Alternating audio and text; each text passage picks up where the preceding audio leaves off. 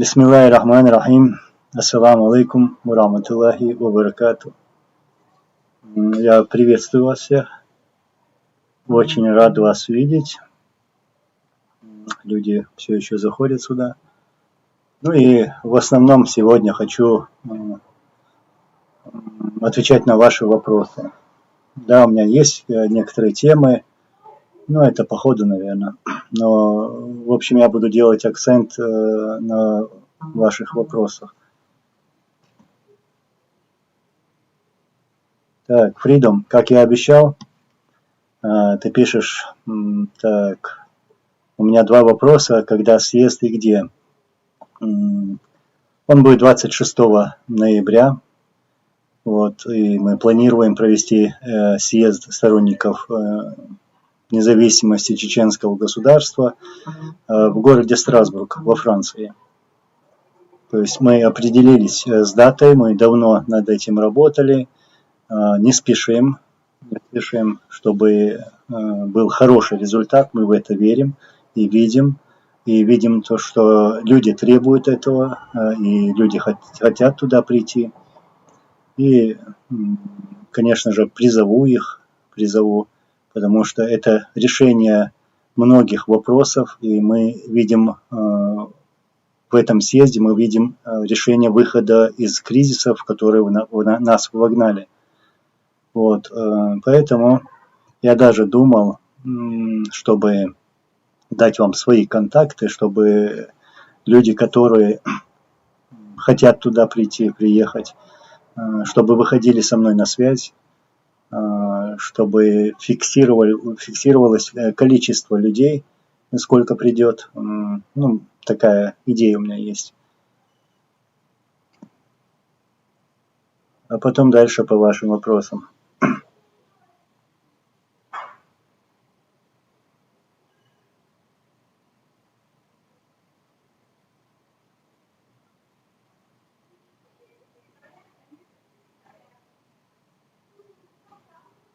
Брат, мне всегда вот трудно произносить твой никнейм. Ну, в общем, ты пишешь Анзор Ларлула, Аллах, Тешамбехкя, Ларуэль, Хамасу, Бусалтег, Ларуэль.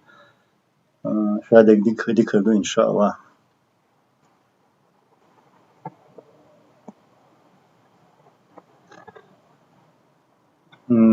Вот ты опять же задаешь вопросы и спрашиваешь. Анзор, раньше в начале 2000-х годов был канал Низам ТВ, и оттуда закидывали видео наших муджахидов. Это тогда тоже ты был?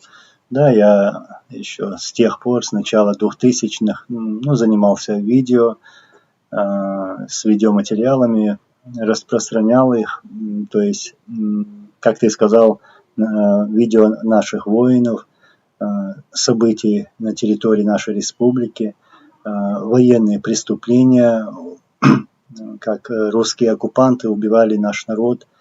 Вот, очень много материалов распространил. Ну, жаль, я не могу это все выставлять здесь, на этой платформе, в YouTube, потому что все это блокируется, я имею в виду военные преступления. Но все же у меня есть еще дополнительный канал, тоже называется Низам, который я открыл там лет 12-13 тому назад. Вот там опубликованы вот эти материалы, там достаточно много материалов по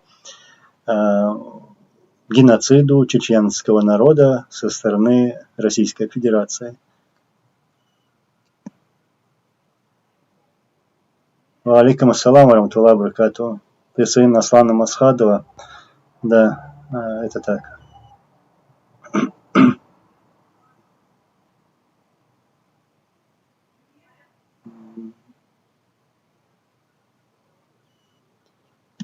Алейкум ассалам, Ага Баба Агаев.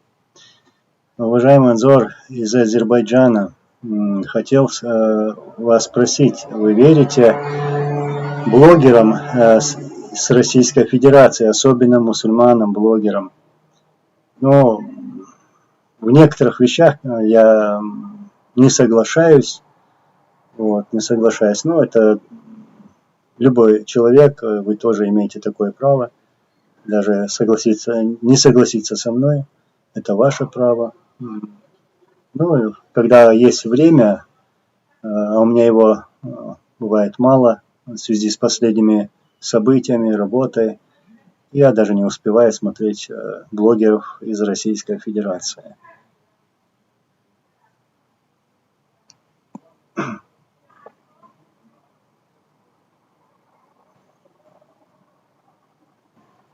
Шапагат Булатбек, спасибо, брат.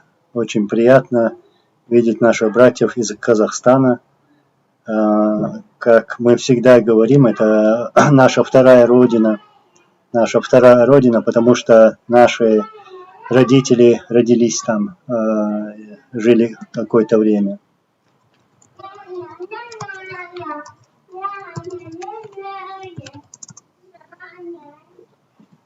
Так.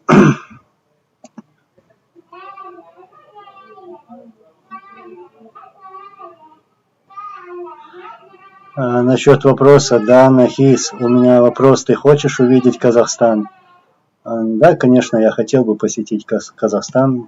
Почему? Во-первых, потому что, как я сказал, это вторая родина чеченцев, потому что наши родители родились там, в Казахстане, во время насильственной депортации. И мы считаем и говорим, что казахи – это наши братья, это братский народ.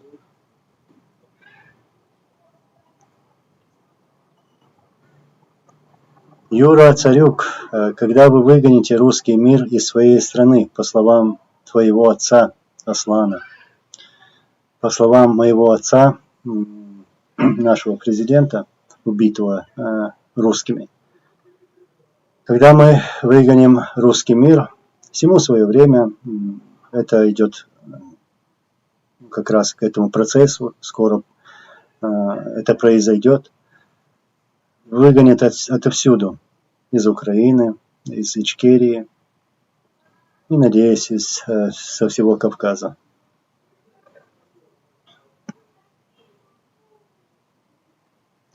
Фридом, так, я обязательно буду там, я живу недалеко от Страсбурга.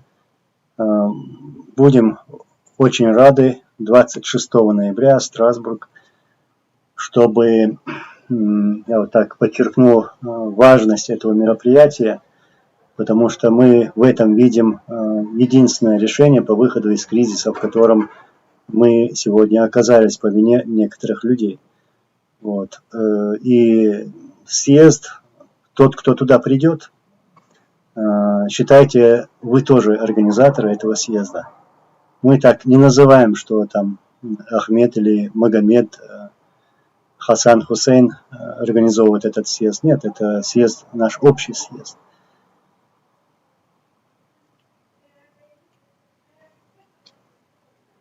Бергман. Валикум салам, брат. Рад тебя видеть. Мы знакомы. Ну, знакомы здесь, в виртуальном мире. Вот, какую поддержку могли бы мы сделать здесь, в Берлине? Любая поддержка – это для нас поддержка. Вот что я скажу. Потому что без этой поддержки мы не сможем ничего сделать. Она нужна, она обязательна даже для вас. Помогать всем, кто сегодня считает себя там активистом, блогером или же даже воюет в Украине против русских оккупантов. Вот всем нужна эта поддержка. Без этой поддержки мы не сможем ничего сделать.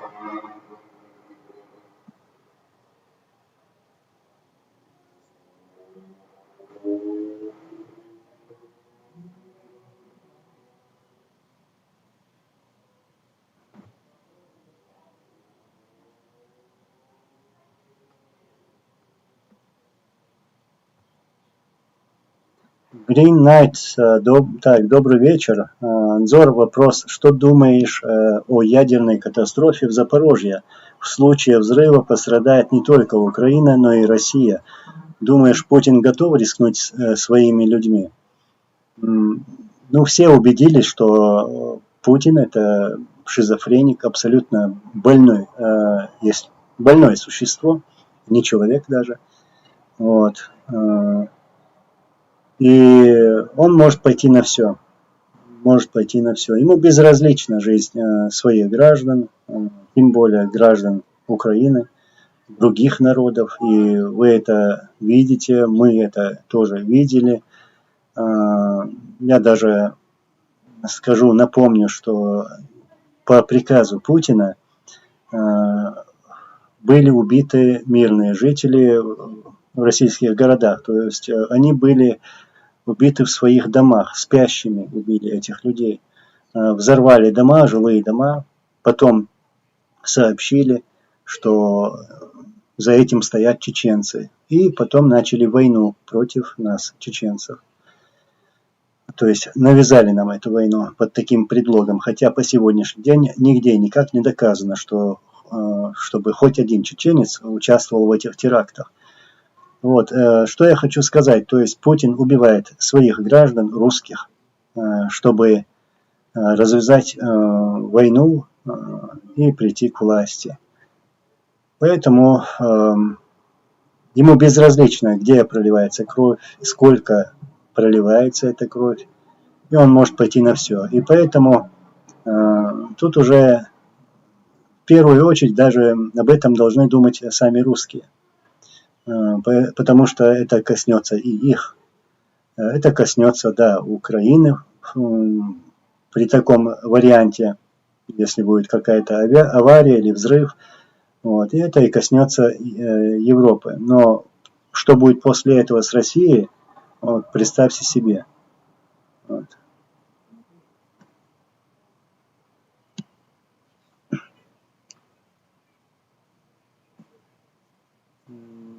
Так, опять про съезд я вижу. Брат, которого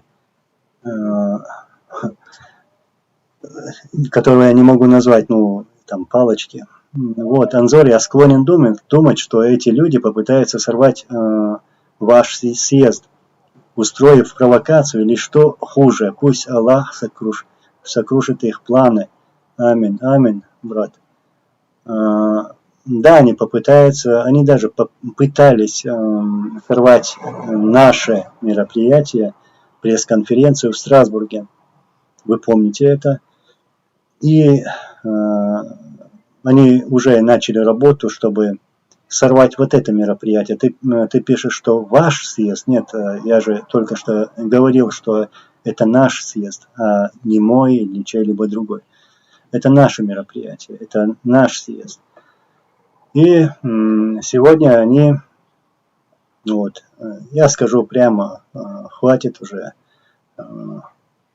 терпели долго. Закаевское окружение сегодня, вот, буквально вот сейчас на днях они собираются провести мероприятие в Швеции. И некоторые путаются, думая, что это тот съезд, который мы организовываем. Нет, это другое мероприятие, это даже не съезд, это встреча. Вот, но эта встреча направлена против нашего съезда. Я считаю это провокационно, потому что они прекрасно знали, когда мы собирались провести съезд, мы говорили тогда, что он пройдет в начале сентября, вот поэтому мы считаем, что они вот в такой спешке объявили об этом мероприятии в Швеции. И я, конечно, зная все это, анализируя вот так, заявил, что я на это мероприятие ездить не собираюсь, и те люди, с кем я общаюсь, а их очень много, они тоже сказали, что не будут на этом мероприятии.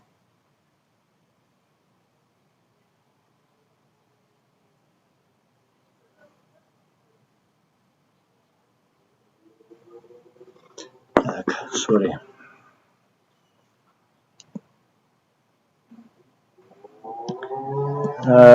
Reach that Anzor, inshallah, وناقوس يخربوا شورت съездя ويخردو ويوردو inshallah саваш цаху чунга хаит, то есть на русском скажу, Бяхма Беласовуш, версима тас дийцера, Масан Хай Табогдерсей.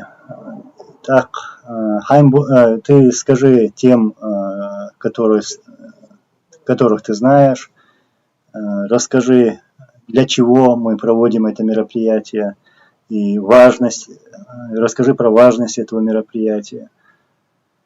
Вот. И зови людей на это мероприятие.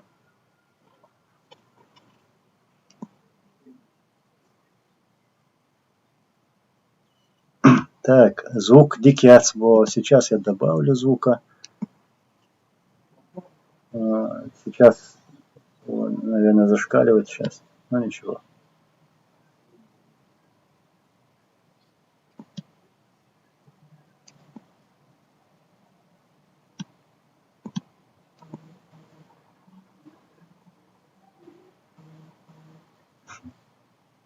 Насчет освобождения Ичкерии, всему свое время, я не могу сейчас это сказать, потому что я не знаю, когда это произойдет, но произойдет. Речь дать, да, я недалеко.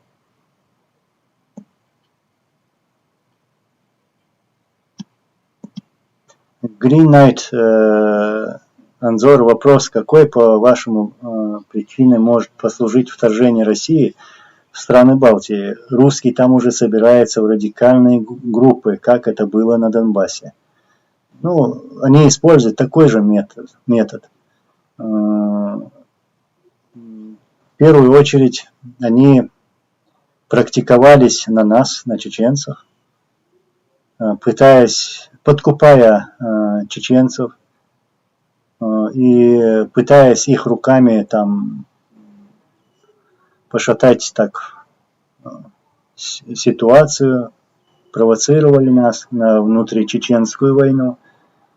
Вот примерно такой вариант, наверное.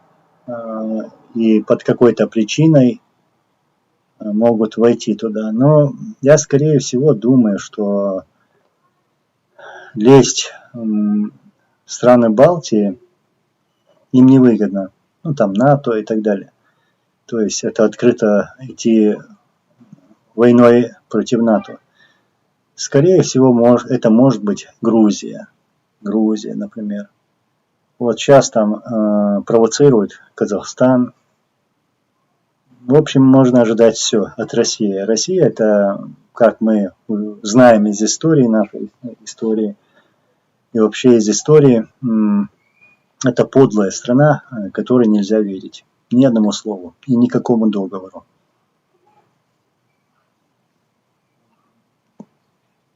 Гилая Хамзат, алхамдулилlah, дику.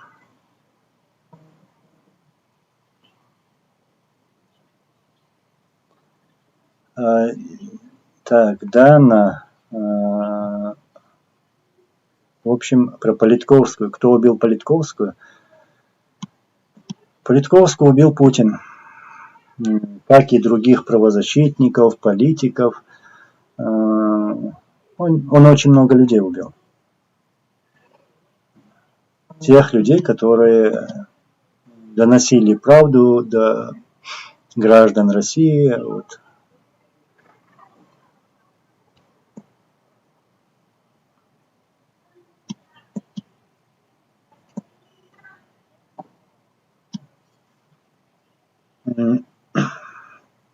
Я несколько раз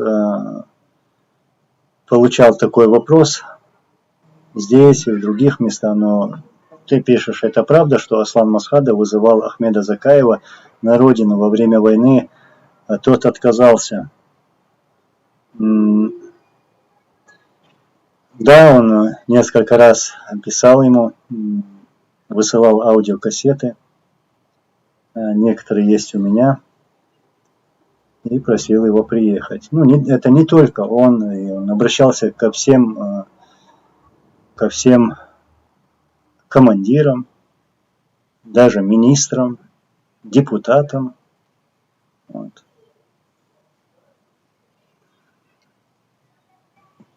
Магомед Халаев, алейкум салам.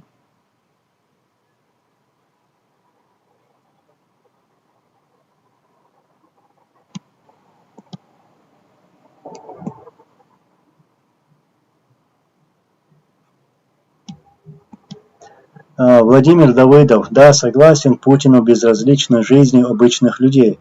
Точно так же, как и Шамилю Басаеву было безразлично на жизни обычных людей. Да, войну начали после взрывов, а в Дагестан вторглись федералы в 1999 году. Я сейчас скажу, вы до 1995 года слышали про Шамиля Басаева? Я уверен, что не слышали, вы его не знали. Вот. И Шамиля Басаева, Шамилем Басаева сделала Россия. Когда вторглась на территорию Ичкерии, когда стали убивать его граждан, вот, и я скажу про ту бомбежку российской авиации, его селение введено, и во время этой бомбежки было убито 12 его родственников, близких родственников. Я не говорю, что я ничего не оправдываю, там теракты или брать на себя какие-то теракты, я это абсолютно не оправдываю, но просто задам вам встречный вопрос, Владимир Давыдов, что бы вы сделали? Вы бы служили бы России, у вас не было бы вот этих чувств, что ли, чувств мести за тех 12 своих родственников. Вот. Я ни к чему не призываю, но мне просто ответьте на этот вопрос.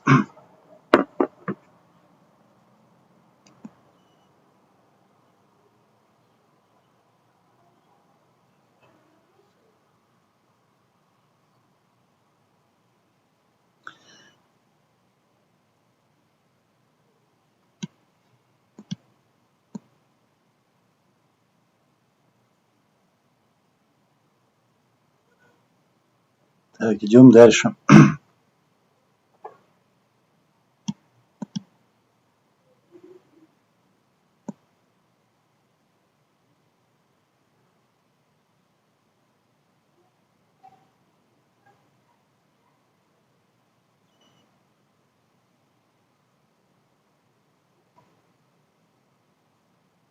Вы так много написали, пока я говорил.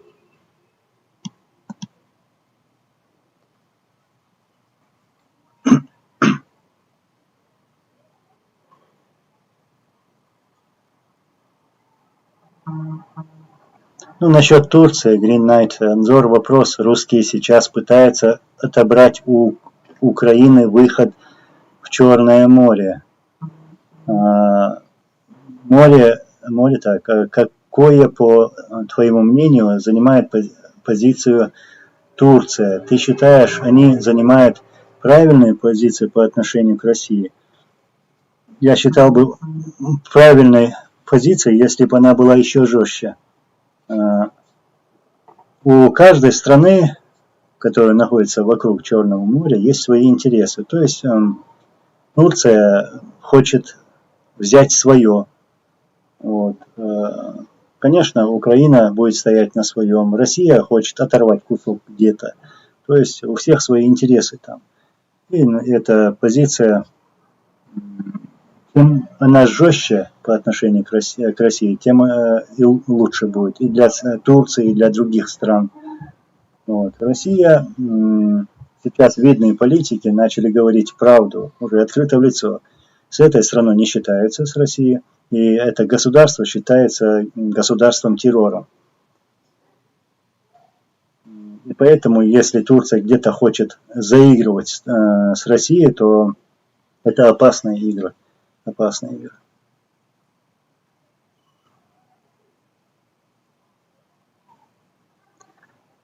Huawei, алейкум салам, брат. Ты не мог бы анонс сделать за час до эфира? Ну, я же сделал анонс. Время не помню, но когда определился, когда будет эфир, я сделал анонс. Сегодня целый день был занят. У меня был еще один эфир, ну, буквально недавно, в Инстаграме.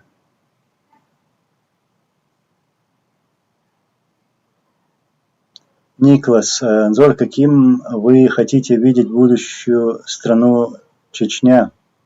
Демократическим или исламским государством? Слава Украине, слава Ичкерии. Ну, во-первых, не Чечня, а Ичкерия. Во-вторых, я не думаю, что нам надо что-то менять, менять то, что строили наши известные герои, наши лидеры, которые отдали свои жизни, воюя против русских оккупантов. Считаю, что мы не имеем даже права что-либо менять. Да, мы можем где-то что-то подкорректировать, но не сейчас. Что-то корректировать сейчас мы тоже не имеем права. Не имеем права. А будет ли Ичкерия демократическим или исламским государством? Мы мусульмане, мы и демократы тоже.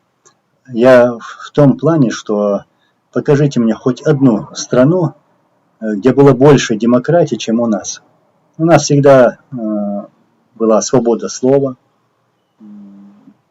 была свобода мнения, и даже мы могли спокойно своему лидеру задавать любые вопросы, даже самые острые, и за это не наказывали, как это делают в других странах. Вот. У нас все было открыто, с народом считались. Вот. Чем не демократия? Голос народа.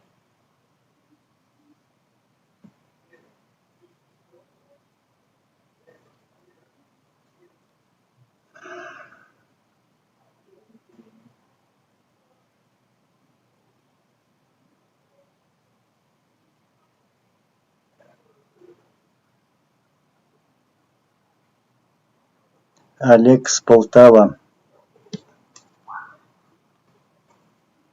Да поможет нам Всевышний всем и Украине, и всему Кавказу, и другим народам, и дай вам Всевышний мира и победы, которая обязательно будет, я уверен в этом.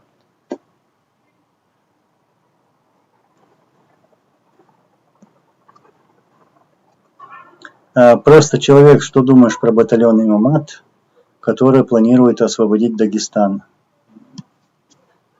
Ну, я не видел, я не знаю что-либо про батальон Имамат, поэтому сказать ничего не могу. Ну, здесь надо освобождать, я считаю, что надо освобождать от русского мира все республики, страны, которые находятся по соседству с Россией.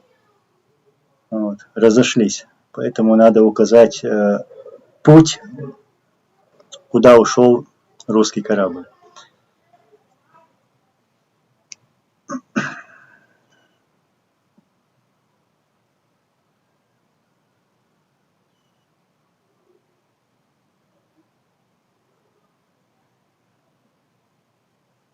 Паула, люляй, дайлай, хумиц,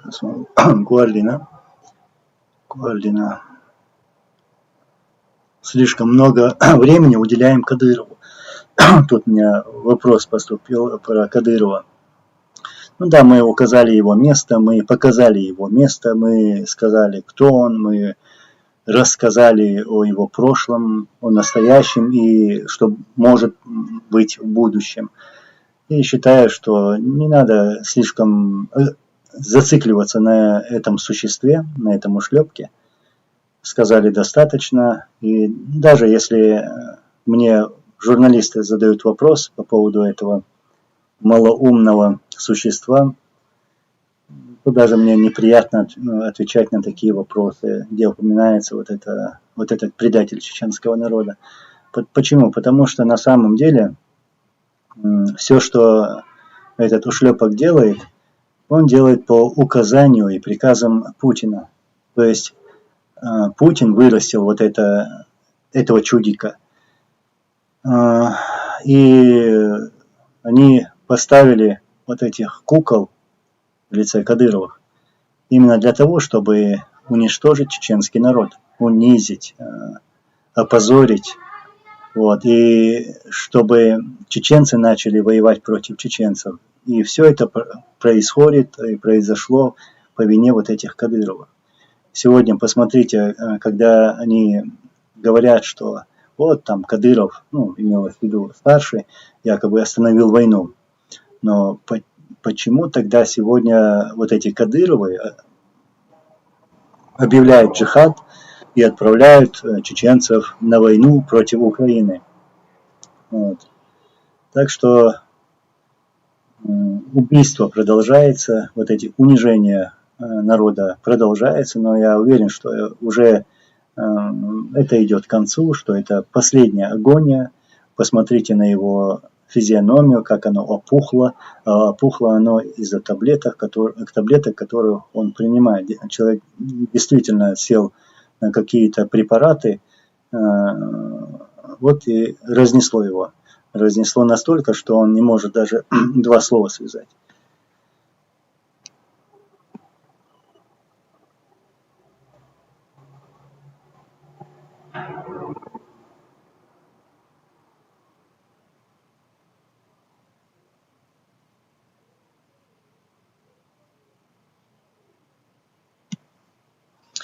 Green Knight, Анзор, вопрос. Вы считаете, что агрессия по отношению к Казахстану реальная со стороны России? Неужели исламский мир спокойно отреагирует на геноцид мусульман, как это было с уйгурами в Китае?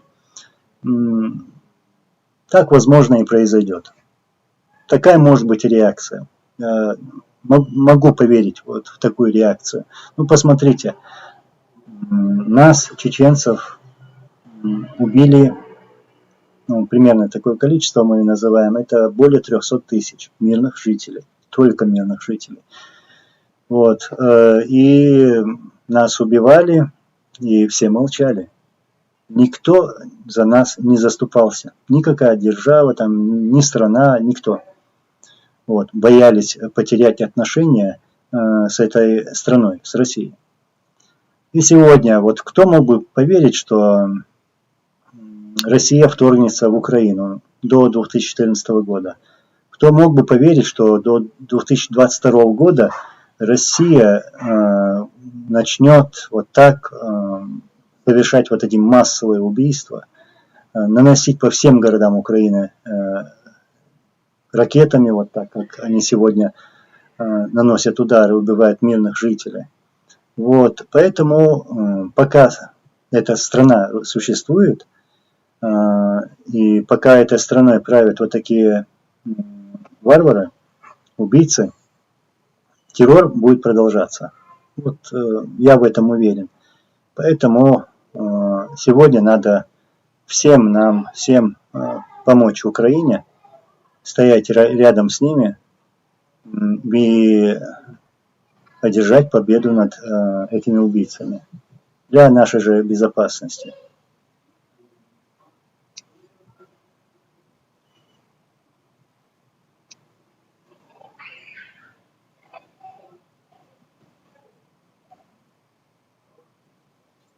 Бонд, ты написала, просто прочти и не озвучь, то есть не комментируй, да, наверное? Ну ладно, я прочту. Может быть и прокомментирую, посмотрим. Не дайте Закаеву под себя поджать батальон Мансура. Он всячески пытается это сделать, чтобы нейтрализовать вашу работу. Да, у меня по этому поводу тоже есть свое мнение. И у меня очень хорошие отношения, братские отношения с нашими бойцами из этого батальона, и батальона имени шейха Мансура, а также уважение и братское отношение к тем другим нашим бойцам, которые сегодня находятся в Украине. Это батальон имени первого президента Чеченской Республики Ичкерия Джохара Дудаева. Это те люди, которых я уважаю. И создание других батальонов, я уже начал комментировать, и создание других батальонов на территории Украины, и попытка получить этим какую-то славу, я считаю, что это глупое решение, неправильное решение. Нужно было сделать все, чтобы помочь вот этим батальонам, которые уже там находятся с 2014 года. Вот, им надо было помогать, и надо было сделать все, чтобы объединить вот эти батальоны, вот тогда было бы это все бесценно. А так получается, что это делается ради своего хайпа, ради своей славы. Это мое мнение.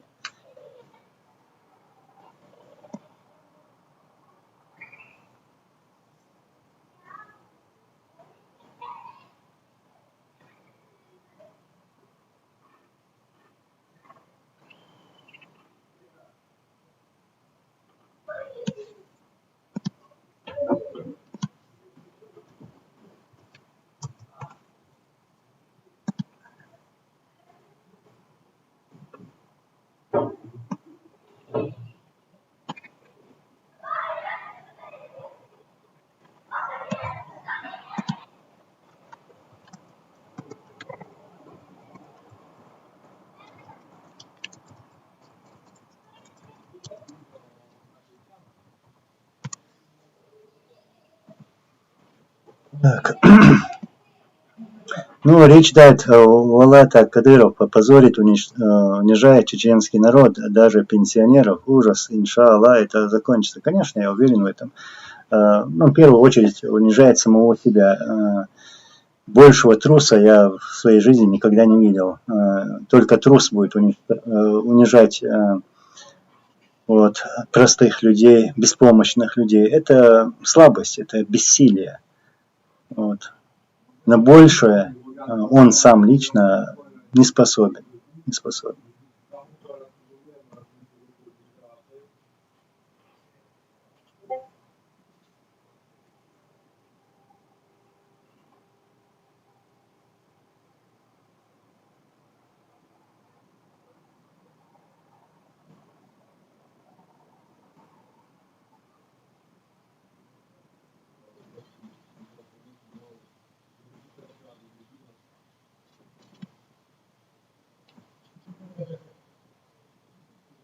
Так, нас около 300.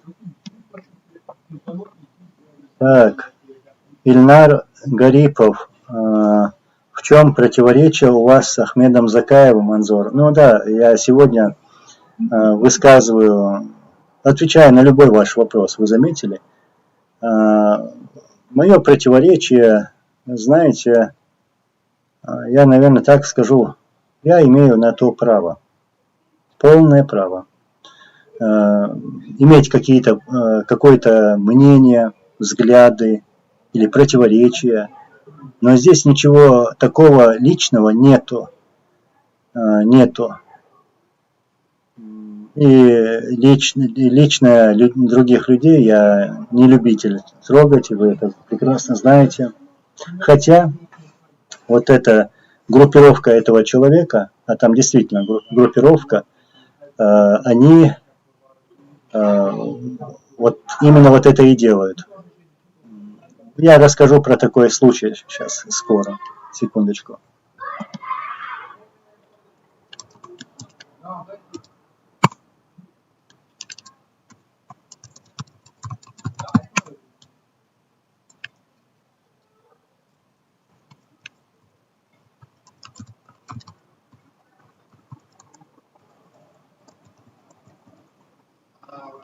Сейчас расскажу.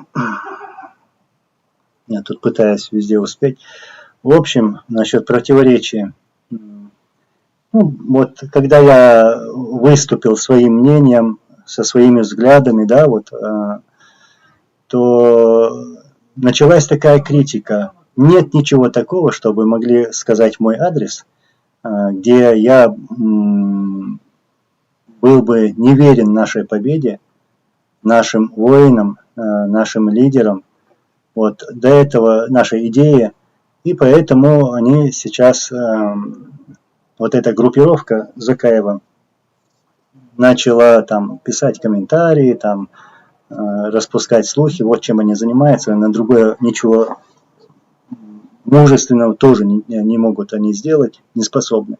В общем, упрекают меня в том, что моя мать ездила домой, в Ичкерию, оккупированную. И называют ее имя, имя женщины, представляете? Как бы упрекают меня. Я скажу так, этим мерзавцам. Это для меня такие же мерзавцы, что и тот же Кадыров, о ком я сейчас говорил. В те дни, когда моя мать действительно ездила домой, на свою родину, на свою землю, я находился в Париже, в здании суда, как он называется на французском, не помню. Ну, в общем, приехал, потому что меня пригласили в суд по делу чеченских беженцев. То есть я как свидетель, я писал им подтверждения, я их знал. И как, будучи свидетелем, приехал туда, в Париж, на этот суд, чтобы рассказать об их проблеме, чтобы их не депортировали. Вот. Я находился в этом суде, и мне позвонила мать. Мать позвонила. И сказала, что вот я еду домой. Ну, что тут я смог бы сделать, например. Я ее туда не направлял. Для меня это было шоком и ударом. Она мне сказала, вот я честно так скажу, я хочу поехать домой, навестить своих больных братьев.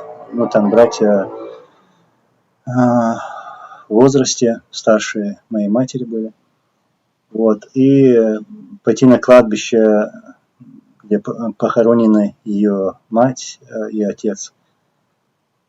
Я ничего с этим не смог сделать, но мне это действительно, для меня это было шоком. Я лишь попросил, ладно, я сейчас ничего не могу сделать, но просто ничего не говорить им. И действительно, она ничего такого там не сказала. Но я этим мерзавцам скажу, которые сейчас вокруг Закаева находятся. Что вы большего можете еще сказать? Вы хоть найдите что-либо такого, чтобы я был где-то неверен нашей идее, вот, или же отвернулся от этой идеи, или же если я звонил Кадырову, называл его братом, вот, и когда Кадыров с таким тоном разговаривал, например, ну я не все, мне это противно даже говорить сейчас. В общем, такая ситуация. Это очень низко. И ты, брат Ильнар Гарипов, ты спросил у меня, я ответил.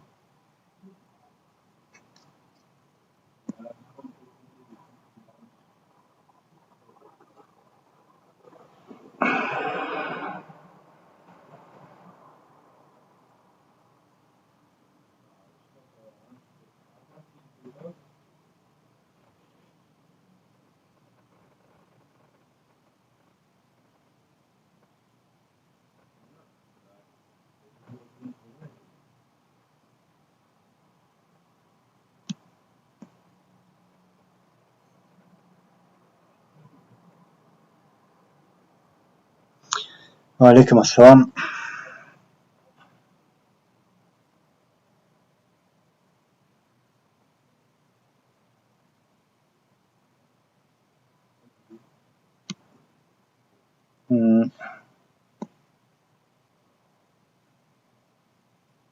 Я тебе тоже отвечу, Юсуп Темирханов. Плохо, что ты используешь имя героя, нашего героя.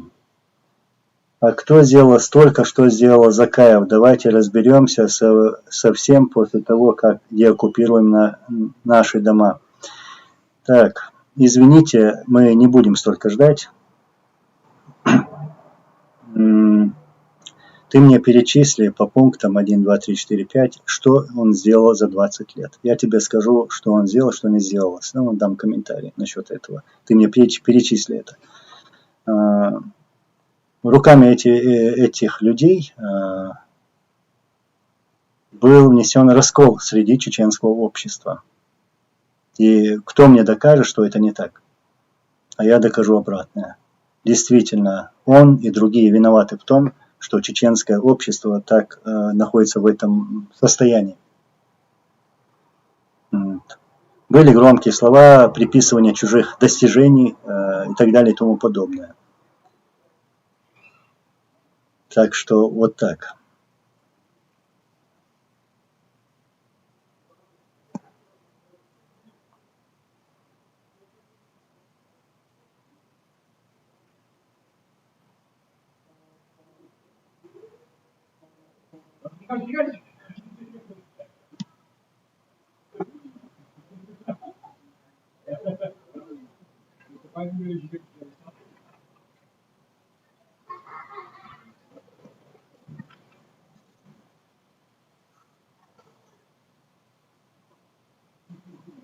Добрый вечер.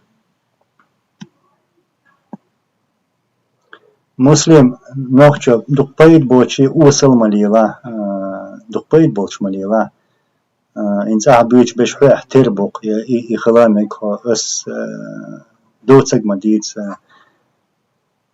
دان halkata job dil dizer mudwa ahyaz doshtohum ahli doshtohum ahli doshtohum edukas.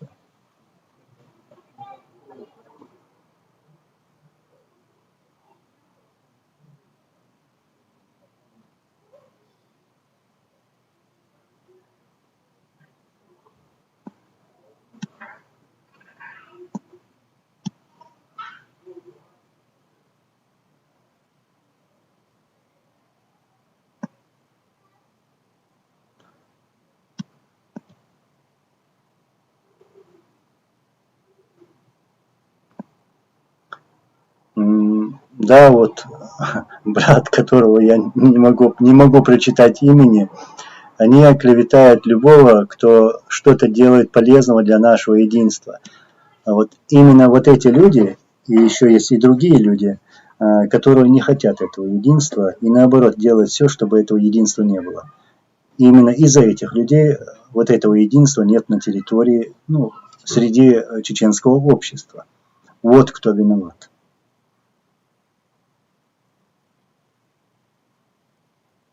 Аслан Исеев. Бартмашо не звонил Кадырову и не называл убийцу нашего народа, чеченцев, своим братом. Вот.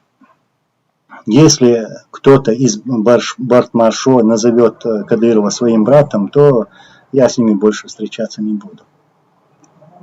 Вот такая у меня позиция.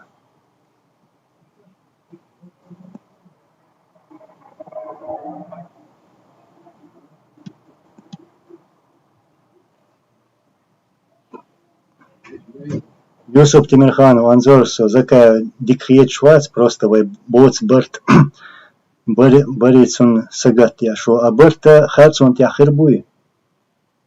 Барт Нисун Тяхалби Швац. Иду аслюцек. Хацун Тяхват, на хинс Ахубарт Бирбу. Оцна Халитан Барт Бацк, Пуза. Оцна Халитан Хайбарт. Вая مسجد دي بيعد شوقن ماجي حقن ياتي هل اشتوي بوشا شيم безбожник شيم гон хабер цацбол безбожник штуй муш бо шунха хөлца антитеррор боши так эрцуин гон хабош нахи йом гон хаяха алилш бо инах гон хаму бо ин ульему хитбо или же вы вместе все они вместе или архуду вообще Барта нисвон тяхал бешбу, дал мы бохал бешбу Барт.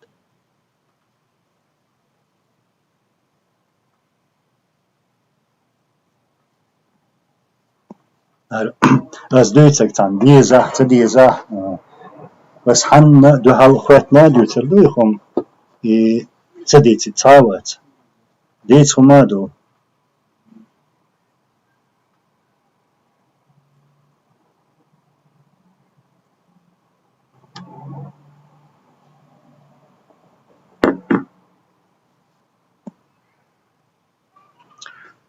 Ахмед Закаев, подожди, в разговоре с Рамзаном оскорбил Докку Умарова.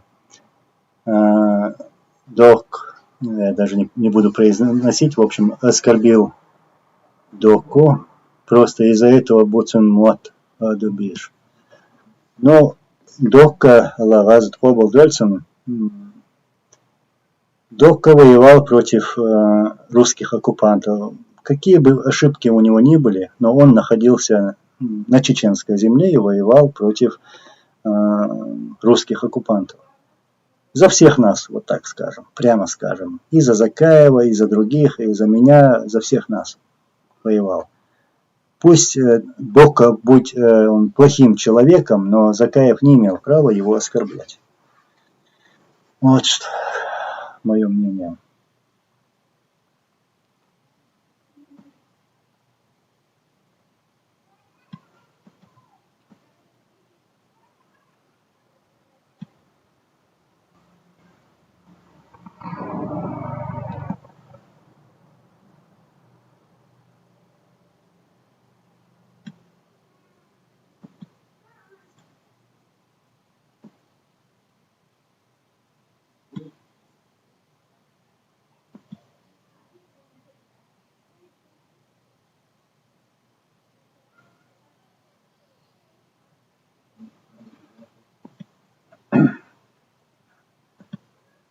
удалить.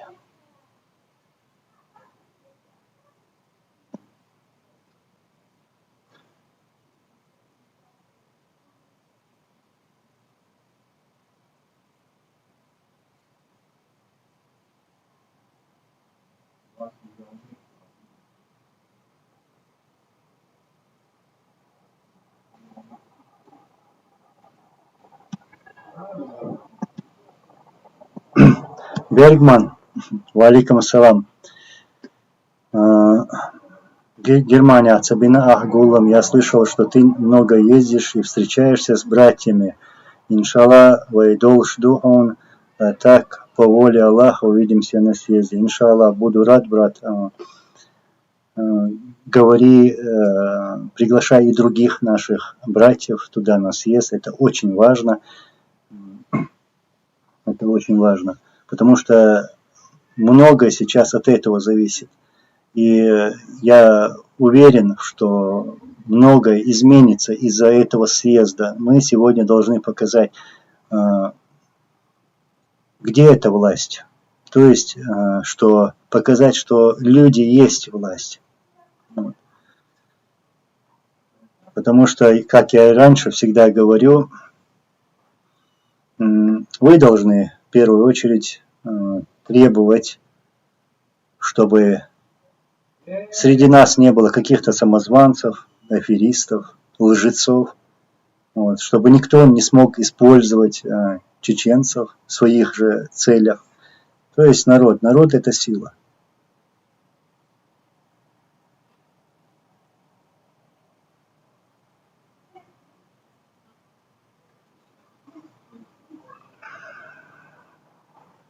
Мне кажется, что мне надо выбирать вопросы, потому что здесь то общение, то вопросы.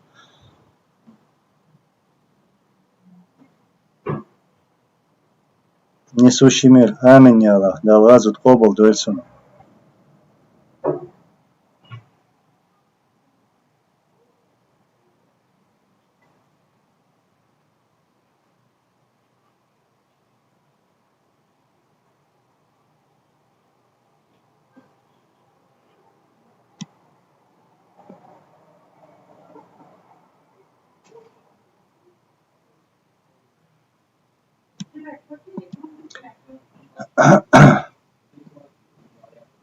Так. Ваня Иванов, Анзор, брат, почему вы не хотите во всех своих разногласиях поехать к ученым в Саудовскую Аравию, как, например, к шейху Фавзану, Абдуль Мухсину, Аль-Абаду и к другим? Ну почему мы должны сейчас куда-то ездить? Да, мы в некоторых вопросах советуемся, не в этом дело, но тут картина ясна. Тут мы рассказываем. Тут мы даже больше знаем вот эти факты предательства, вот этого лицемерия, вранья. И поэтому здесь, именно в таком вопросе, мы не должны куда-то ездить, с кем-то советоваться. Ну да, можно было бы в каких-то других вопросах, но не в этом случае.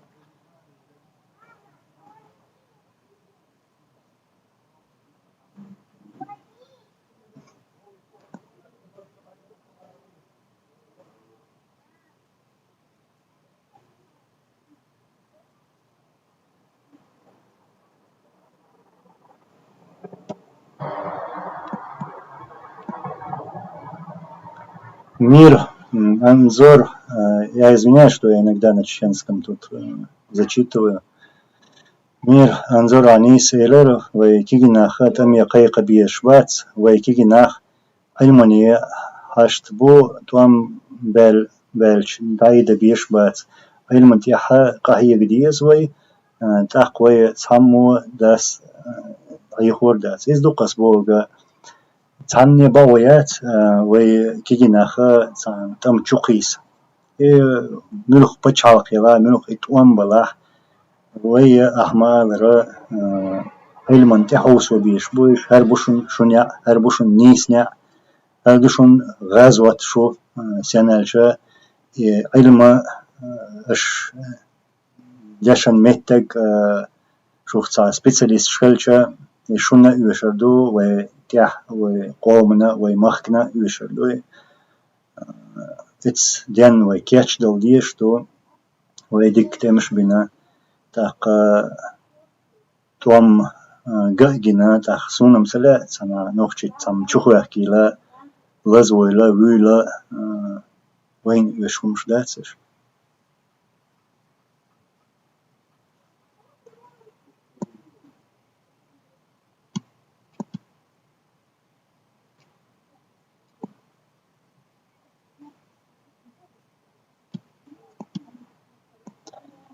Так.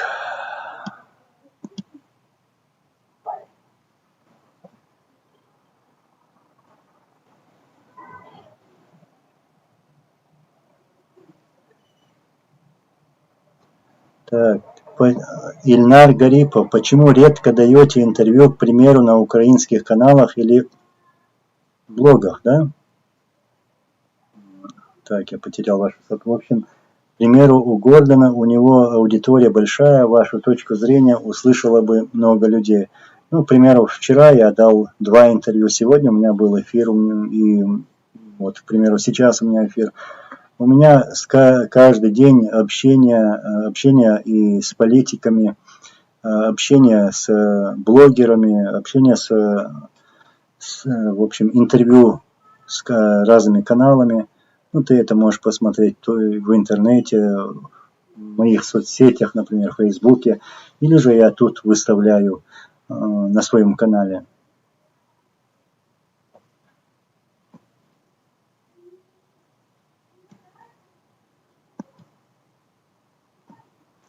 Юсуп Тимирханов, Анзор, вы борцахуш сун сахитрия раск дей ан дадохр дуwe.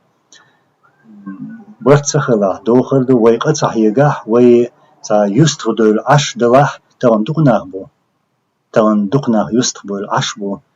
Yu'yer tsala qirmidu taq kumalil da tsala sabahnash lil da tsala yustubul ashbu. Так, и сут гушхальча тхуна халду. Хинц тана рабойла кахюшпуна буй цандас хирме. Цана до хирме. Цера бугайгана. Так, шо хинц юст духна бу асмбалра ишму алатия. Шеша. Так, вай хумаца да хавай хаш да до харду цайтаган йоште гушдац. كيرا دوق داتشو تاق بالقا تيش تاجين مسوا ورغدي ولي دخيتي شي تا ناوست دوي خايتيش يوش ما يوشي يتخون يوش ما داتي سونات يوشي يقيتشنات يوشي وي مسان يوشم دوي وي مسير بالقا شبيت تخمانتيا تاجين ميتخدو شاش دوي خويتش تا мероприятий хелч митинги ла ишта съездила цик садюл юх так хирдачун хар депортировать меня хар окон негативила окон хар хлабо шо ихом хирдац вай коза ца организованный ца буйсан дахуйти так вай гошкети дагуйти вай так ца хирдукунах خلدو إزدو أسدويتك تندر بارسة سيزدي دهكرا شو يوش خما دوي يعني شو أو تعريش خينا أصدق ناخذ دق بوليتيكس قميلش دينشون قميلش دينا أس سيز داير شو تيها شادي قادي لا ميكشون قولك إشت تنباس متخدو ويدوي خايتي وي ديك جاور تاق بور بو ويس غوش ديت دلا وي البتشالخشنا وقانا داقيتي وي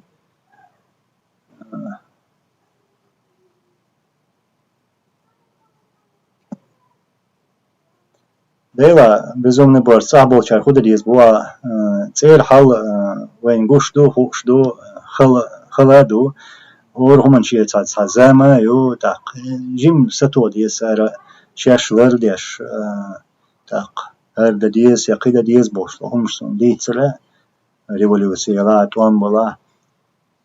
Вот.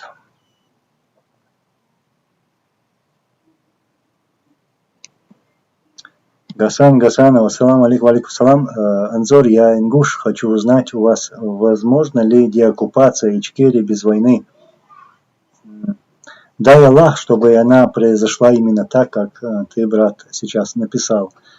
Я не сторонник войны, хватит, надоело, наши народы, не только чеченцы, но и ингуши, знают, что такое война.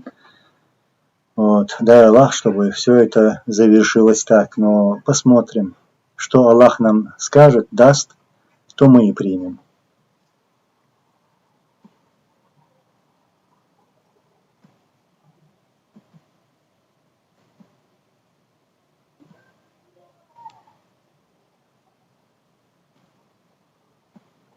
Сара Крон.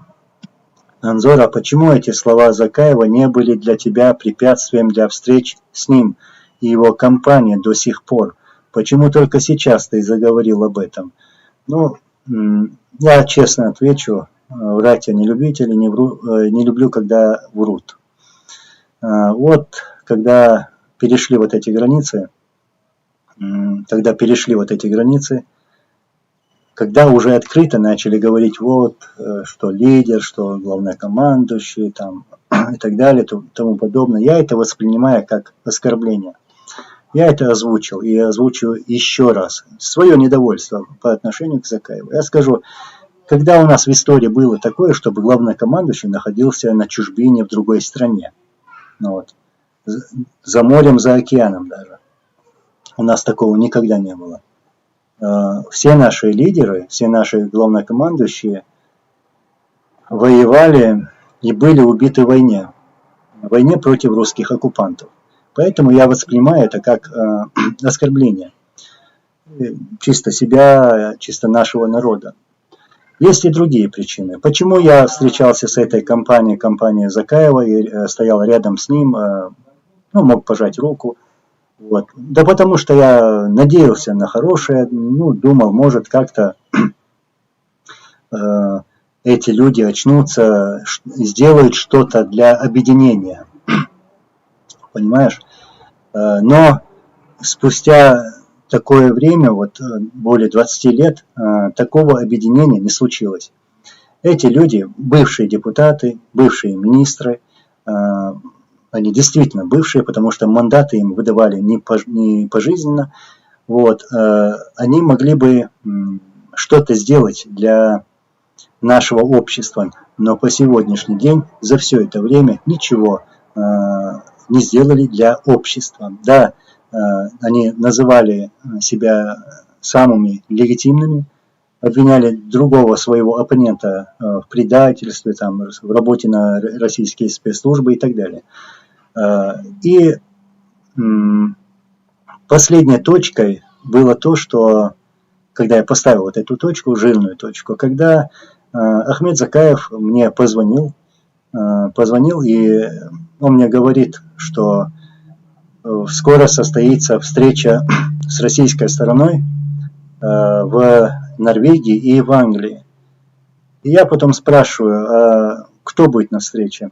Он ответил, что там будет Тукваха Абдурахманов, там еще другие фамилии были. Он перечислил. Я говорю, ты перечислил те фамилии, которые ты перечислил, там нету никого из русских. И ты называешь это российской стороной. Мол, нету Петрова, Сидорова, Иванова. Вот. И я сказал, что я на эту встречу не поеду. Тогда я посчитал это как бы, не шантажем, а заигрывание этим фактором, что тело моего отца не выдано, тело нашего президента. И он мне говорит, что, как-никак мы можем пойти туда навстречу и попросить тело нашего президента, твоего отца. Для меня это было жестоко. Я сказал, нет, я на встречу с предателями не пойду, тем более ни один из наших лидеров никогда не считался с этими предателями и с ними не здоровался, не разговаривал, наши лидеры. И вот с тех пор я поставил жирную точку, что я больше с этим человеком ничего иметь не хочу. Но представьте себе, вот вопрос задающий, что бы вы сделали, когда вот так хотели бы вас использовать ради того, чтобы я пошел на такую встречу там с предателями, с этими мерзкими тварями, которые унижали наш народ, убивали и убивают по сегодняшний день. Как можно с ними вот так спокойно разговаривать? У меня полное отвращение на них, на этих предателей. Вот, потом мне позвонили, я же, конечно, все слушал, наблюдал, тихо, молча, и только сейчас вот так открыто заговорил. Затем, было 2 года тому назад в Берлине прошло такое мероприятие. Там туда приезжали Джамбулат Сулейманов и другие. Вот. Меня туда пригласили, позвонили и попросили, вот, что будет мероприятие по поводу убийства нашего президента, который был убит 6 марта 2005 года. Вот так человек мне говорит, звонит и просит прийти на это мероприятие в Берлине 2 года тому назад. Я выслушал этого человека, этот человек живет в Берлине. Вот. И потом говорю, я очень недоволен тем, что вы изменили дату гибели нашего президента и, конечно же, моего отца. Наш президент был убит не 6 марта, а 8 марта утром. И я даже знаю, что он делал ночью, что и как примерно это произошло. Как это произошло. Для меня это было неприятно, потому что именно Закаев так заявил, что они расследовали это якобы дело, и что они узнали, что президент наш убит не 8, а 6. Ну, это даже было сделано для того, чтобы показать, что якобы какая-то структура, есть у него структура, которая расследует какие-то дела, и вот он так заявил, сказал, что они узнали, как это произошло и когда это произошло.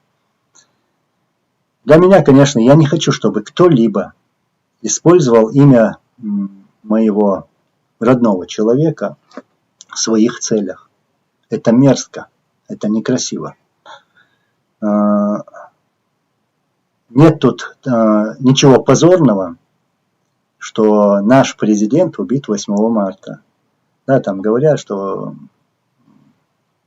Международный день, женский день и так далее. Но не наш день.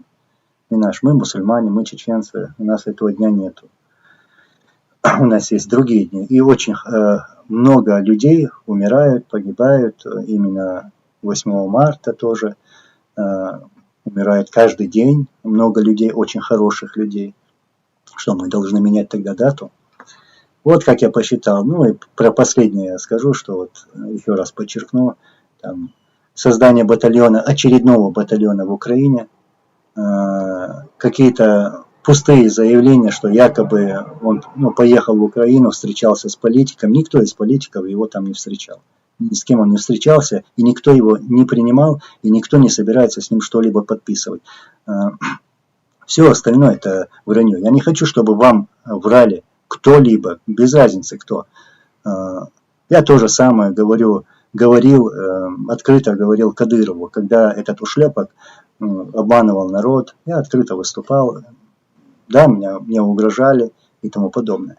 Но я не считаюсь со лжецами, я просто ненавижу ложь. Вот. Это было по поводу Украины. И там добавлю, что никто не имеет права называть себя сегодня главнокомандующим. Где блиндаж, где штаб, где окопы. Примерно те, которые были у наших лидеров, которые воевали против русских оккупантов, будучи на нашей родной земле. Вот что я скажу.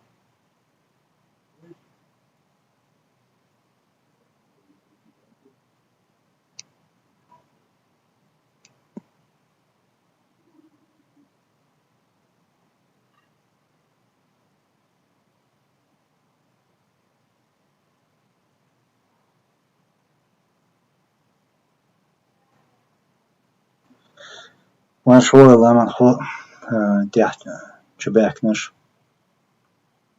Да, и еще добавлю, почему я молчал, да? Я же как бы нет, рассказал все остальное, не все, конечно, там тоже и остались вещи. Но почему я молчал? Вот именно потому, что я надеялся на... Вот считайте это моим терпением, что Анзор там терпел 22 года или там 15 лет, без разницы.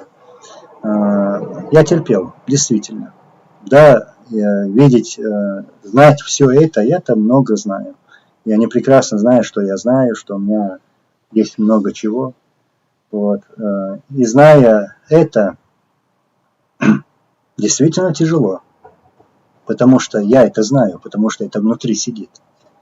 И сегодня я это высказываюсь именно для того, что уже видя вот эту ситуацию, что призывает нашу молодежь на войну. Да я не хочу, чтобы нашу молодежь призывали куда-то умирать на войну. Хватит, не надо. Призывайте к знаниям, к науке, там, чтобы наша молодежь училась. Вот призывайте к этому. Вот почему Анзор молчал все 20 лет. По этому поводу. А так Анзор проводил эту работу. Да, не публично, может, где-то. Вы меня здесь в Ютубе увидели там, 2-3 года назад. Вот. И теперь будете видеть часто. Иншаллах.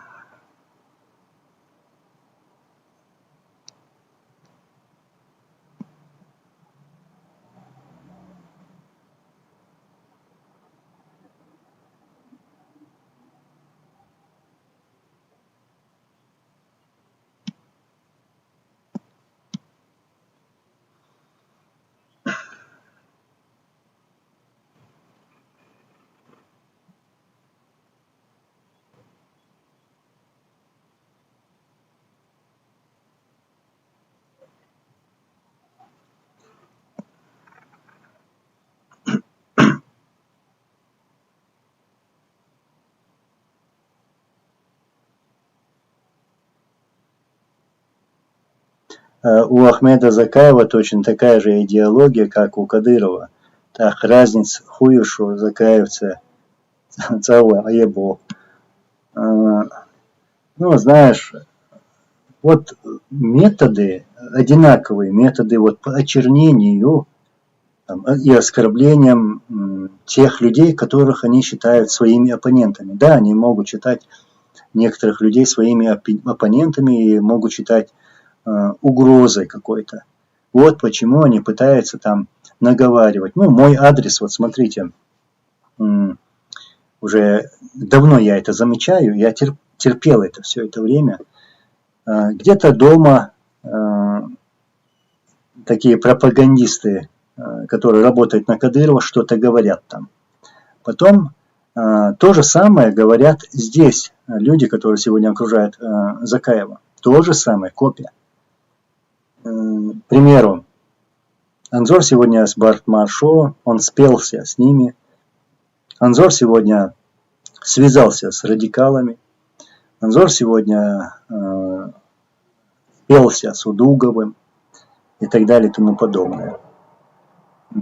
Говорят там и говорят люди, которые сегодня окружают Закаева. Вот то же самое говорили про мать. Мою мать. Я буквально сейчас в начале сказал, как они начали меня упрекать в том, что моя мать ездила домой. Ну и что? Кто мне, например, это запретит? Может, я ее опустил. И что дальше? Хотя я рассказал, как это произошло. Зацепились за женщину, за больную женщину с онкологией. Потом этот же Закаев, там другие еще звонили моей матери, вот там Анзора надо остановить, Анзор там работает с Удуговым, моей матери говорил. Все это тоже некрасиво. Не надо звонить моей матери, не надо упрашивать там в чем-либо мою мать. Моя мать больна сегодня. Оставьте, не дергайте ее. Удугов. Я Удугова давно не видел. А то, что я сегодня встречаюсь с Бартмаршо, это не их дело. Не их дело. Среди Бартмаршо очень много хороших братьев. И среди них, насколько я вижу, знаю, нет таких людей, которые звонили Кадырову и называли этого ушлепка своим братом. Вот. Если я найду какой-то такой факт, то я с таким человеком общаться не буду. Вот такая у меня позиция, твердая позиция по отношению к нашему врагу, по отношению к нашим таким предателям, ушлепкам всяким. Твердая. И никто не сдвинет меня с этой позиции. Ищет халешу позиции, я про тех, которые обманывают людей.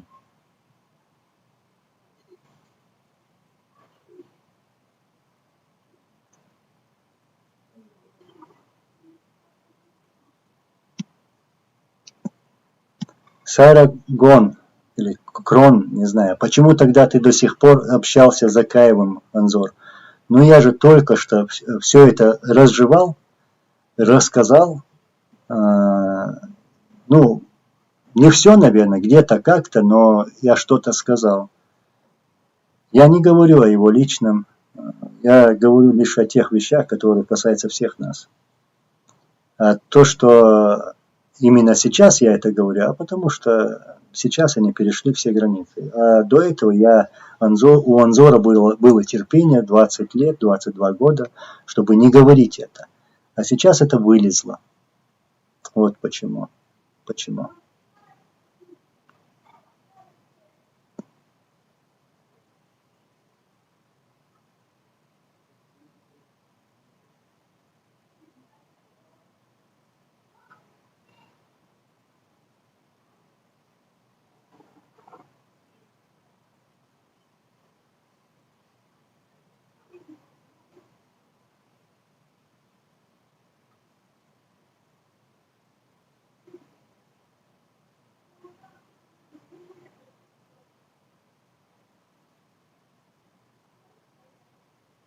У меня еще одна просьба, не надо копировать, выставлять сообщения, то есть спамить.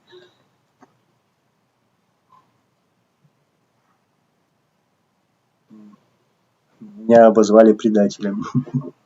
И кто-то стер это сообщение, ну, модератор стер это сообщение. В чем я кого предал?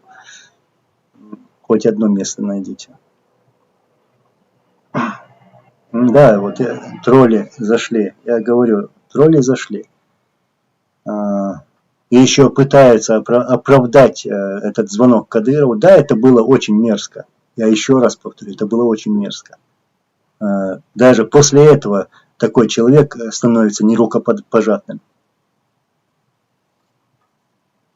Все должно быть четко, да или нет, да или нет, правда, ложь. Вот как надо разделять вещи.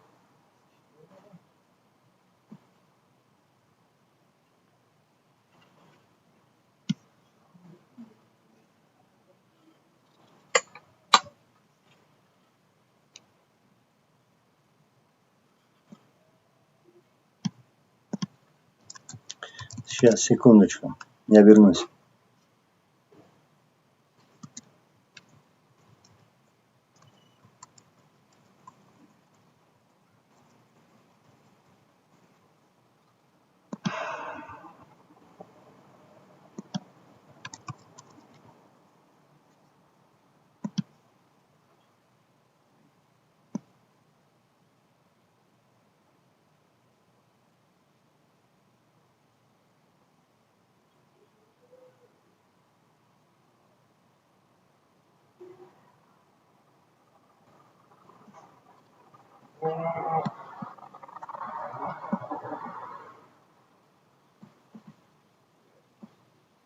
Светлана Дарова, очень правильно Анзор отвечает на эти неудобные вопросы, чтобы недоброжелатели не додумывали свои версии.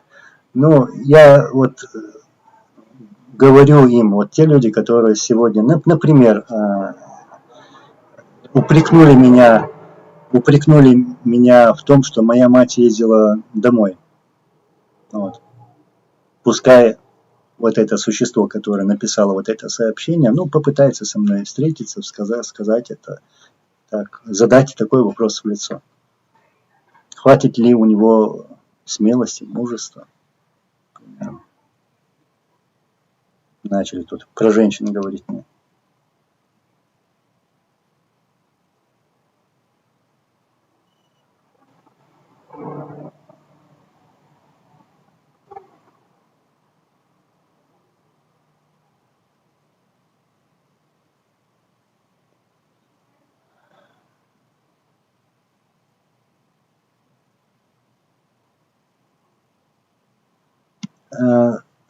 Скала, возможно, это был дипломатический ход назвать братом. Это был не дипломатический ход. Дипломатический. Просто надо прослушать всю эту запись, чтобы понять, что это было на самом деле. Ведь те люди, которые сегодня оправдывают кого-либо после всего этого, я их просто не понимаю. Значит, у таких людей нет своей позиции. Нет позиции.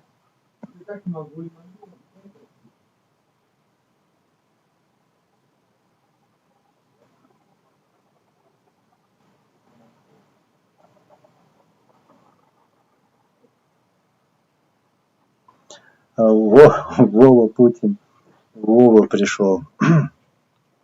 Ну, ты выбрал имя. Анзор, я давно на канал подписан. Почему мне уведомления не приходят, да? Я не знаю, некоторые люди тут тоже жаловались, что не приходят уведомления. Наверное, какой-то глюк, как это называется в Ютубе.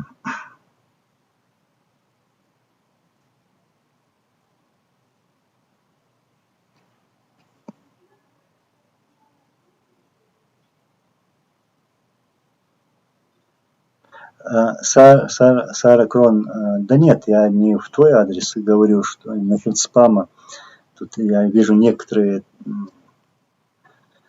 выставляют одно сообщение 10 раз, сколько раз там, многократно раз. Руст, Бельгия, так, еще раз про съезд, потому что я в основном про это сейчас хотел сказать. И пока люди здесь собрались, я еще раз сообщу.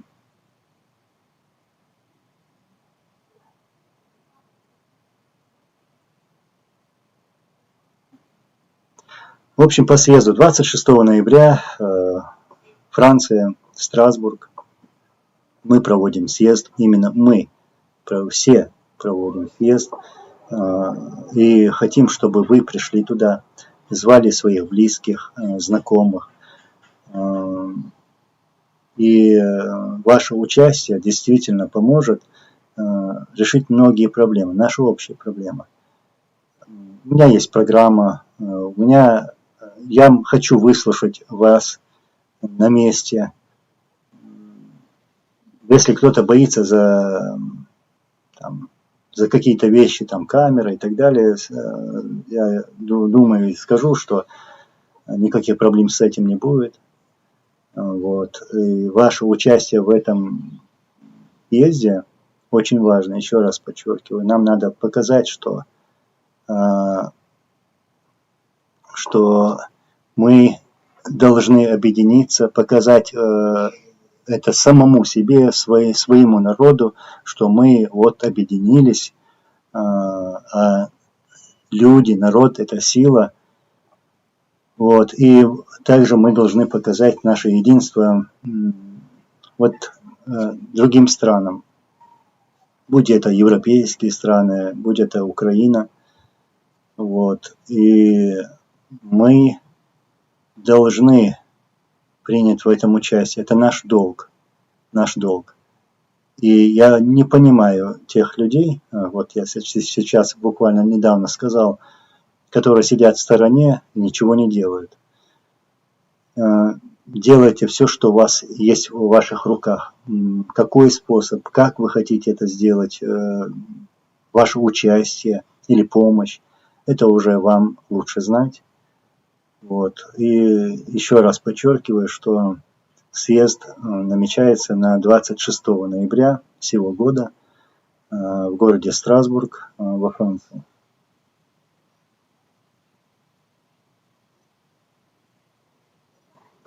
Чечня свободна. Анзор, такой вопрос. Будет ли правильно говорить съезд чеченцев, так как это некоторая часть чеченцев? Ну, некоторые стараются коверкать вот так название этого съезда. Поэтому я так коротко это называю, чтобы никто тут не писал, что ты неправильно говоришь, там, и так далее, и тому подобное. Но мы объясняем, что это такое, вот, и что с этим делать, и для чего это нужно. Но, говоря правильно, это съезд сторонников независимости независимого чеченского государства. Вот что за съезд. Покинул чат. Ламанхон.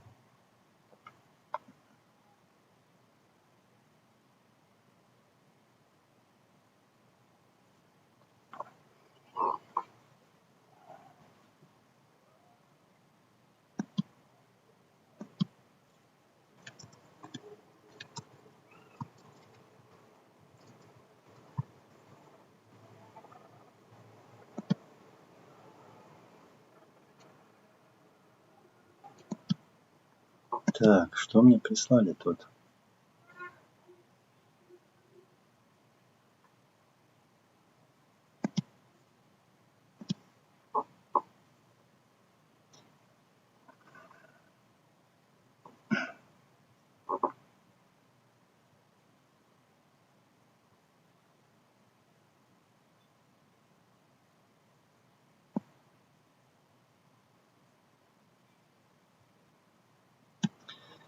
Гражданин Ичкерия, кто-то из блогеров принял приглашение на съезд? Ну, мы пока не обратились пофамильно, но это касается всех, кто считает себя сторонником независимого чеченского государства, чтобы потом не было, чтобы не говорили, а меня не звали туда. Обращаемся ко всем обращаемся. Вот. И к блогерам. Ну, посмотрим. Если надо, могу поехать даже лично к ним и упрашивать, как говорится. В общем, зову всех.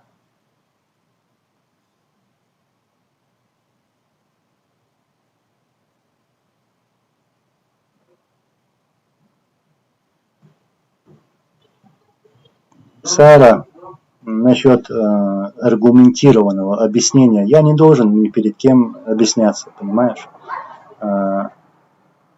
И у меня есть на то полное право, чтобы говорить то, что я сказал. Я могу и больше сказать, но скажу, когда надо будет сказать. Я имею на это право. И если надо, даже сделаю некоторые жесткие заявления.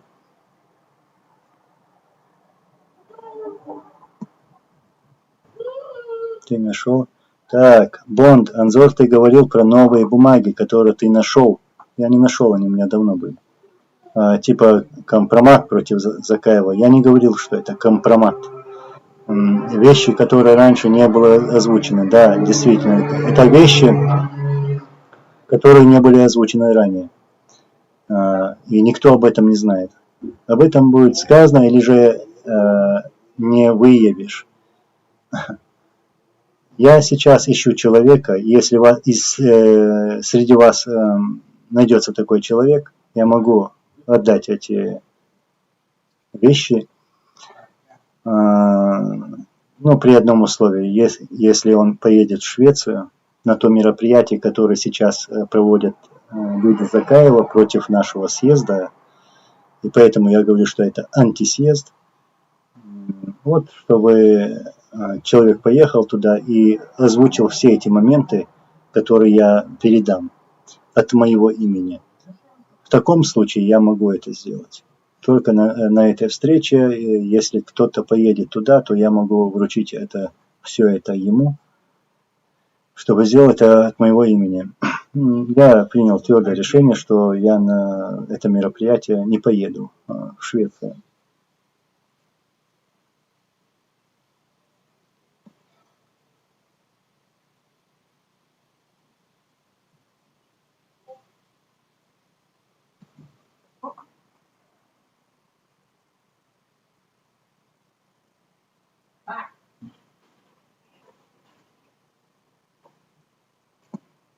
Дана, Хис, почему смелые? Тут особо смелости не нужно никакой, потому что тем более это будет от моего имени,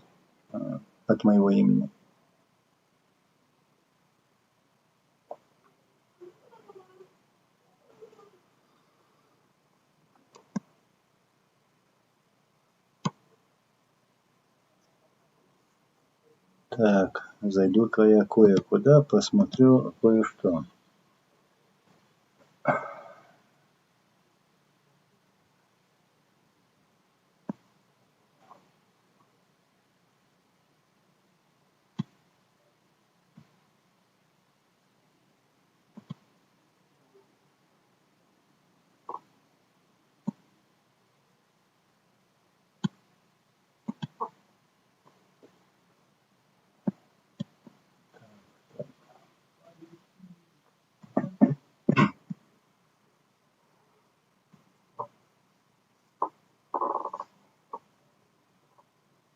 Обер, не надо второй раз вот так выкладывать этот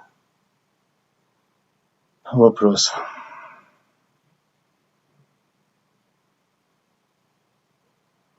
Почему команда Закаева против построения шариатского государства в Чечне? Я то, что вижу, среди них есть даже такие, окружение, я про окружение. Даже такие, которые высказываются против религии ислам.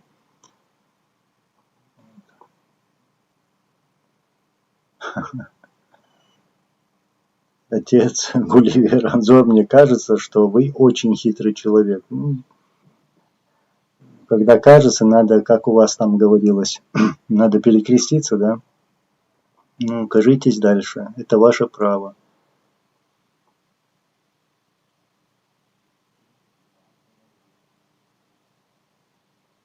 Сара, оппоненты тебя поймают на этом противоречии. Я не боюсь с ней ничего. Пускай ищут противоречия и так далее и тому подобное.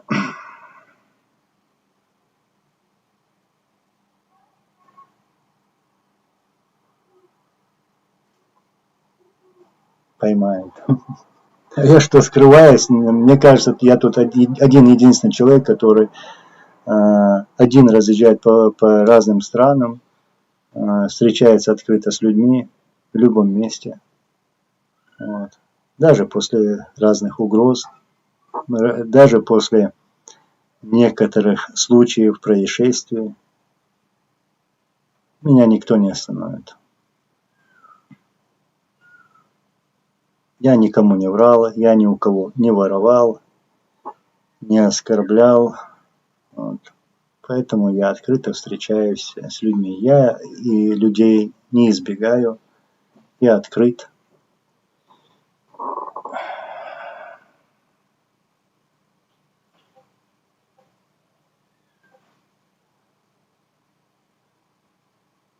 Насчет от моего отношения к Навальному, ведь у него нет четкой позиции, не слышал его позицию про Ичкерию, сейчас он сидит в тюрьме.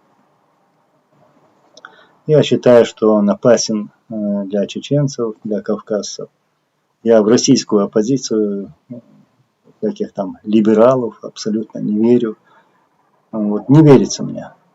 После всего того, что они там натворили с моим народом, с нашим народом, после пролития крови, убийства более 300 тысяч мирных жителей, после таких громких высказываний, обвинений, Я им не верю.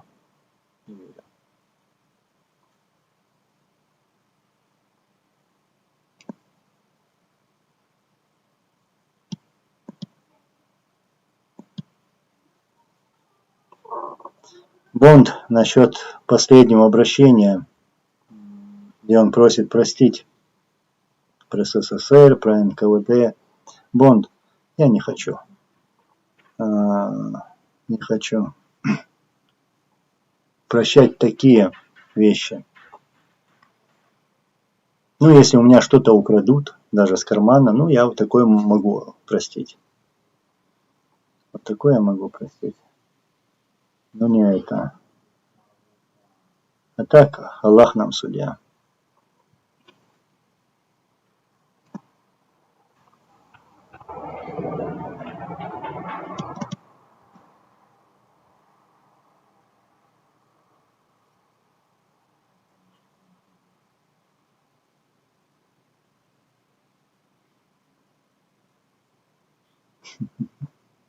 Шархан, я полностью этот бред не буду зачитывать, извини меня. Нет, неправда. Неправда.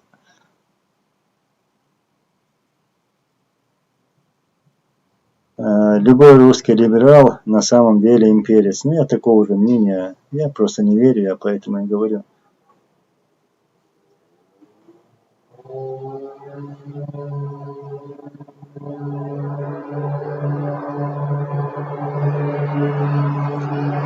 Так, я, наверное, сейчас уже буду заканчивать. 1:44. Как мы разговариваем.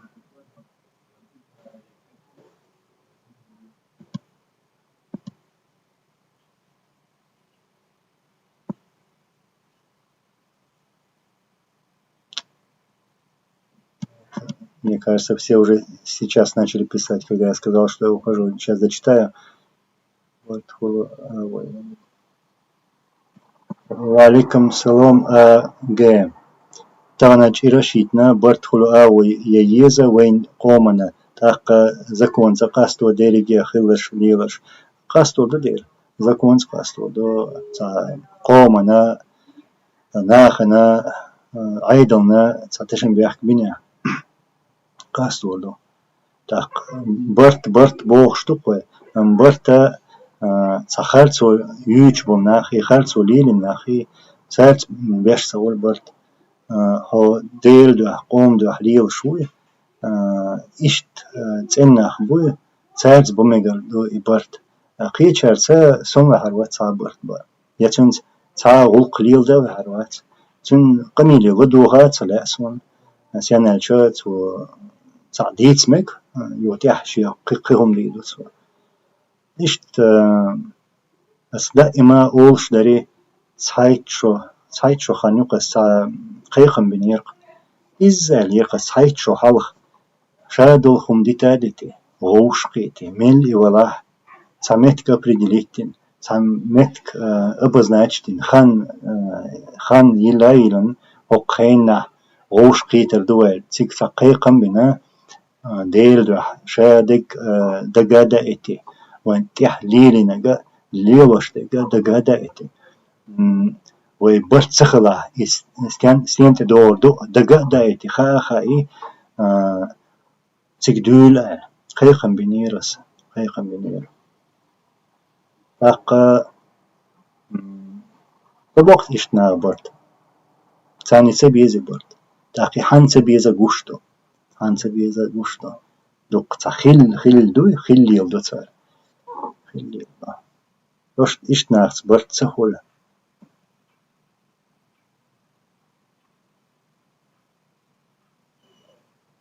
Ладно, я сейчас буду завершать. Я извиняюсь, что в некоторых местах показала свои эмоции. А так, спокоен. Будем продолжать работу. И этот эфир я намечал, делал именно для того, чтобы, в первую очередь, именно для того, чтобы рассказать, что такое съезд, когда он будет, где он будет. и дать понять людям, что то мероприятие, которое будет сейчас проведено скоро в эти дни в Швеции, что это никакое не наше не мероприятие, я тут ни при чем, и туда ехать не собираюсь, в Швецию. Вот. А то мероприятие, о котором я говорю, и мы заявляли, и объявляли, и которое мы готовим, это наше мероприятие, оно будет 26 ноября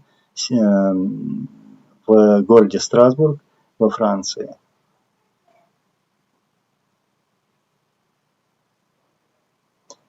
Гамми Гудини, да, про мою мать они говорили, ну давай не буду я заново это говорить, это просто мерзавцы, вот такие мерзавцы окружают этого Закаева тоже, и это вот чем они будут прикрываться и прикрывать свое вот это, свои звонки Кадырову и так далее.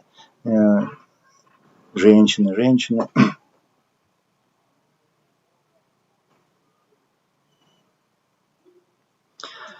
Allah resul masana kahiyeg met dol bal qach dol tahum way dadish umshmadosh way sabala qacha masara khalsu chaqsa yolich nis wantah dadoqcha way wolqildushun damola Allah resul shun larlo duqqamil shtuquyuah Дуккамилш доа, иц дуккамилш дяшбол нах яхлырлу. Ишта сагат доа, олагат доа, кузабол нахна, цахбол нахна. Так шадига дикхулилалар, ца шадиш цадверзилалар, дамула цадверзилдуй, дамула шадик дакнисуду, алхилдул хумш. خيرا دات دام الله إيش تشقق دولي تردات دام الله إدق сун хиток Allah рейсху, я всех благодарю вас, спасибо. Я сейчас сказал, что все будет хорошо и будем добиваться этого. Всего хорошего вам. Allah рейсху. Ассаламу алейкум ва рахматуллахи ва баракатуху.